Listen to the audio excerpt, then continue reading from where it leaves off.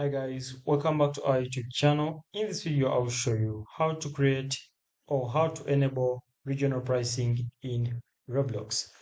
Now, once you're on your Roblox homepage, what you're going to do is quite simple.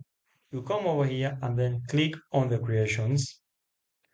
Once you click on the creations, go ahead and scroll down and then click on the finances.